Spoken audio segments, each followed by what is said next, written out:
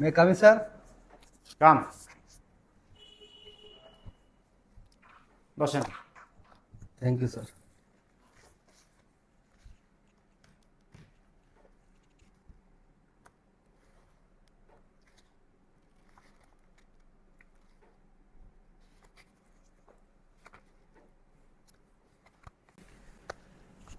আপনার সিভি দেখে যা বুঝলাম, আপনার কাজের দক্ষতা এবং অভিজ্ঞতা সত্যিই প্রশংসনীয় এবং আমরা সেটার যথাযথ মূল্যায়নও করি।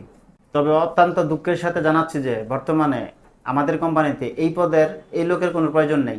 ভবিষ্যতে যখন আমরা এই সংক্রান্ত কোনো সার্কুলার প্রকাশ করব, তখন অবশ্যই আপনি আমাদের সার্কুলার দেখে আমাদের সাথে যোগাযোগ করবেন। Okay sir. আপনার আগ্রহ ও সময় দেওয়ার জন্য ধন্যবাদ।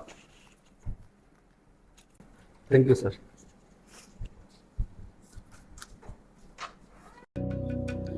একটি কোম্পানিতে ইন্টারভিউ দিয়ে আসলাম, কর্ম খালি নেই। আরও কিছু কোম্পানিতে তো সিভি দেওয়া আছে, দেখা যাক কি হয়।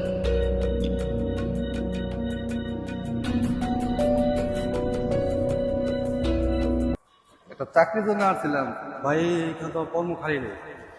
একটু অফিসে দেখা করি স্যারের সাথে। জি না, অনুমতি নেই।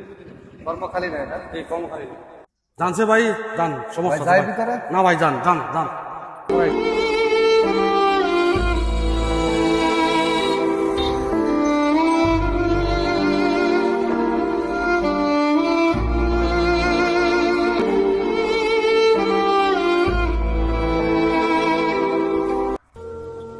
কোথাও কোনো কর্ম খালি নেই।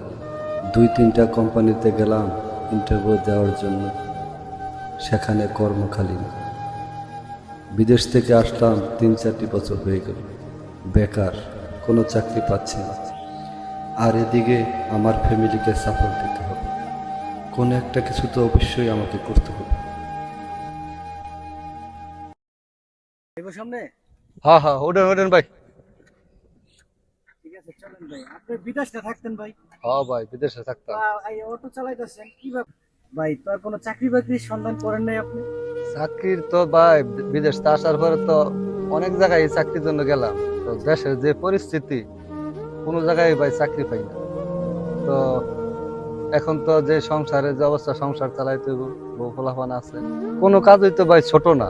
তো ভাবলাম যে অটোই চালাই, কি করব, সংসার একটা সাপোর্ট দিতে হবে। তো এই আর কি, এই জন্য অটো নিয়ে বার হইলাম আর কি। ভাই ভাই দোয়া করেন আমার জন্য।